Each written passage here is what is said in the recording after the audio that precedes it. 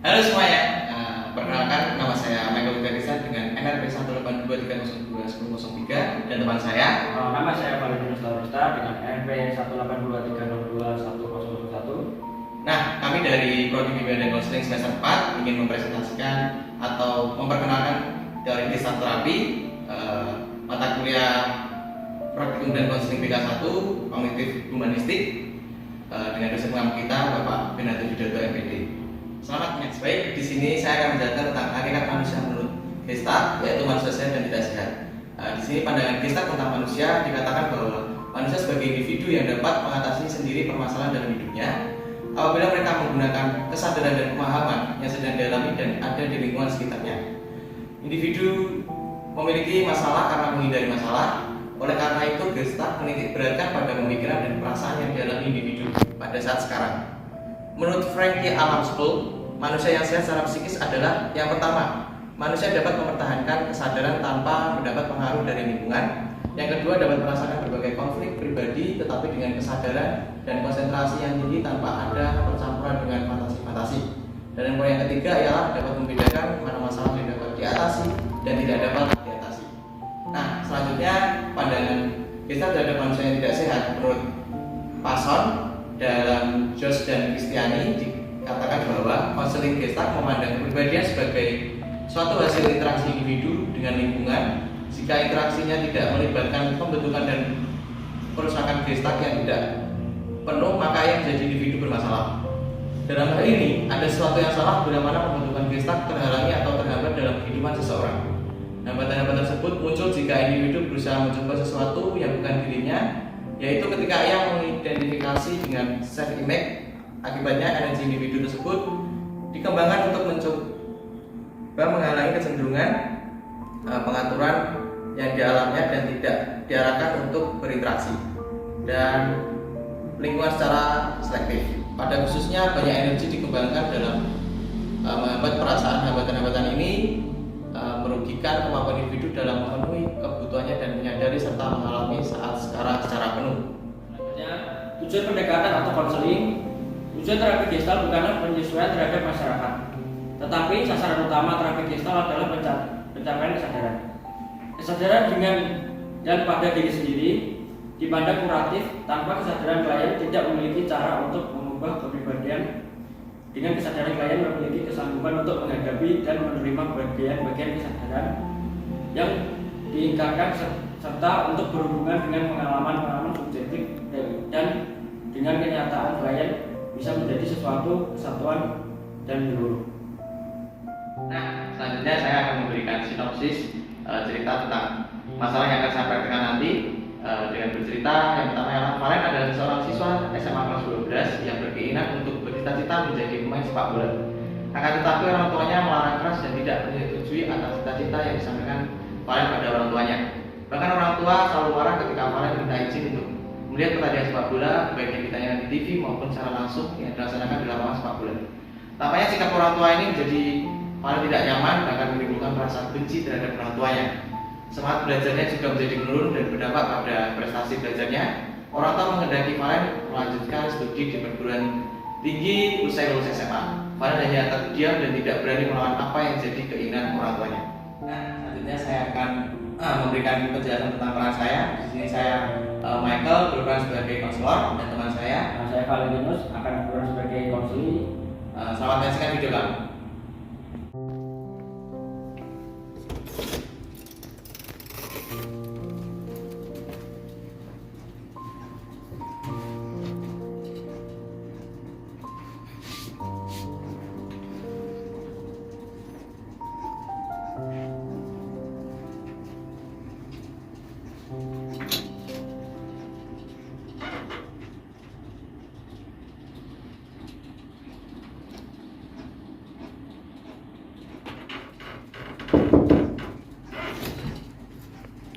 Ya, selamat pagi. Selamat pagi.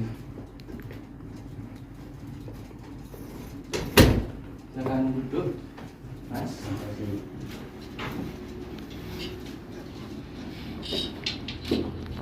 Oke, baik. Selamat pagi. Selamat pagi.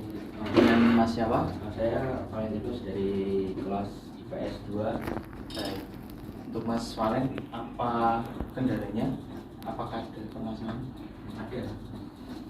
Jadi gini, langsung saya ceritakan jadi. Jadi gini, masalah saya itu pengen banget jadi bercita, pengen jadi pemain bola. Nah, tapi sama orang tua saya tuh kayak disekal, dilarang gitu. Kayak apa ya, kayak dihalang-halangi terus, kayak nggak boleh maksa untuk bermain bola. Tapi malah orang tua saya itu malah menyuruh saya untuk berkuliah, untuk mengambil studi keperluan tinggi gitu. Nah, sedangkan saya tuh masih berkeinginan untuk terus bermain bola karena saya menganggap kayak sepak bola itu adalah sebagian dari kehidupan saya. Jadi gimana solusinya? Oke, baik. Untuk melangkah ke langkah selanjutnya, jadi Bapak di sini mau memberikan suatu teknik konseling dengan cara teknik kursi kosong. Nanti Mas Valen bisa mengikuti apa cara Bapak, nanti biar tahu apa yang orang tua Valen rasakan dan apa yang Valen rasakan saat ini. Oke, begitu. Baik. Gimana ya Pak caranya kira-kira? Oke, baik. Untuk teknik kursi kosong ini kita menjelaskan tentang top dog dan underdog. Nah, untuk Mas Valen, pertama-tama saya ingin Anda mengekspresikan sebagai diri Anda sendiri. Bagaimana penjelasan Anda tentang permasalahan Anda tadi? Bisa dijelaskan? Kalau misalnya dari diri saya sendiri, saya berpikiran kayak kenapa sih orang tua saya harus kayak menghalangi cita-cita saya gitu. Padahal kan menurut saya itu jalan yang terbaik buat hidup saya gitu kan. Saya udah bisa memilih jalan yang sendiri gitu. Bisa memilih jalan kehidupan saya sendiri. Oke. Untuk sedikit pertanyaan, apakah adakah kakak atau adik di rumah atau Anda anak tunggal? Ada kakak saya. Ada kakak saya. Oke. Kakaknya sudah bekerja atau?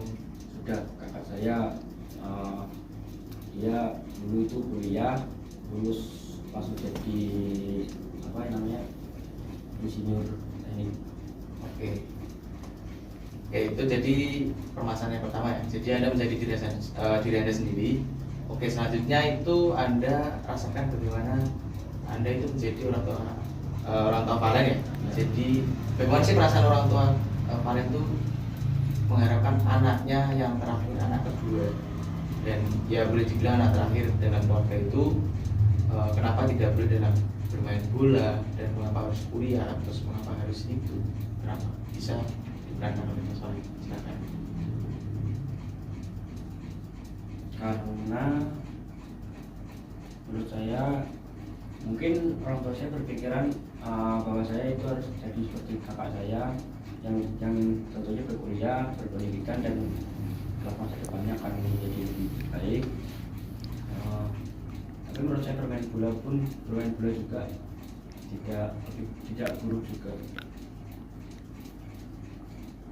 Oke, jadi gini, mungkin sebagai orang tua Anda berpikiran kenapa sih Anda itu harus bermain sepak bola?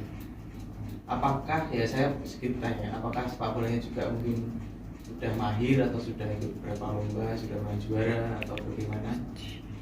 Soalnya untuk sepak bola ya saya terus berusaha untuk berkarir di sepak bola seperti itu. Kalau juara ya belum pernah merasakan juara, tapi sering mengikuti turnamen seperti itu. Oke, jadi gini, Mas Valen kan sudah tahu jadi perasaan orang tuanya kenapa Mas Valen itu tidak dibolehkan dalam bermain sepak bola karena ayah atau ibu Anda itu sudah tahu bagaimana masa depan sebagai seorang pemain sepak bola. Karena kebanyakan rata-rata orang itu cuma hanya main mungkin di liga bawahnya dan tidak akan naik ataupun hal seperti itu yang mungkin, dan juga hal paling buruknya kan karena cedera itu juga. Dan dalam permasalahan tadi kan juga Mas Valen bilang sering sakit-sakitan juga saat bermain sepak bola. Nah, orang tua Mas Valen itu juga berpikiran kayak gelisah nanti kalau anaknya bagaimana, kedepannya bagaimana, kan juga gak enak sebagai orang tua juga karena juga mendidik Mas Valen dari kecil. Oke, baik, untuk permasalahan kali ini apakah Mas Valen sudah mengerti tentang masa depan dan pikiran orang tua? Sudah. Mungkin orang tua saya berpikiran untuk untuk anaknya semua itu sukses, berhasil dari kehidupan dengan kehidupannya, dan juga mungkin orang tua saya melarang saya main sepak bola itu karena saya berpikiran untuk sepak bola itu adalah karir utama gitu. Nah, apa mungkin orang tua saya itu memperbolehkan saya bermain bola, tapi saya juga mengikuti apa kemauan dari orang tua untuk belajar di perguruan tinggi seperti itu. Jadi saya tetap bermain bola tapi tidak mau fokuskan itu menjadi karir. Oke, baik. Jadi kesimpulannya untuk Mas Valen, mungkin sepulang dari konseling hari ini, Mas Valen bisa menceritakan kepada orang tuanya bahwa saya mau berkuliah, saya mau juga berpendidikan, tetapi hobi saya ini mungkin kedepannya juga bisa saya kembangkan lagi.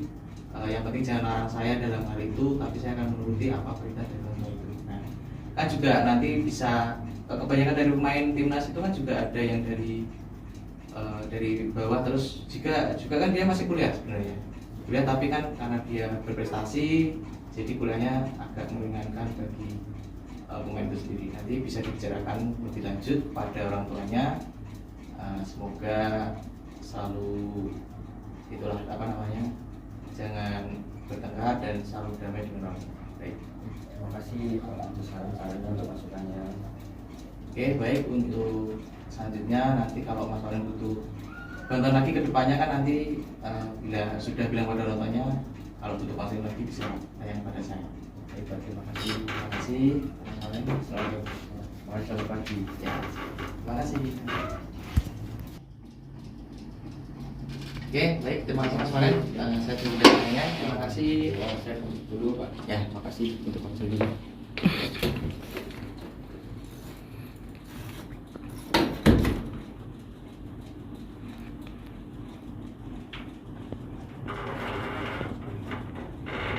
Terima kasih telah menonton video kami. Saya Valentino Taurista dan Michael Bergisdan. Mohon maaf bila ada kesalahan kata dalam praktek kali ini. Semoga praktek video ini bermanfaat untuk kalian, dan sampai ketemu lagi. Terima kasih sudah nonton.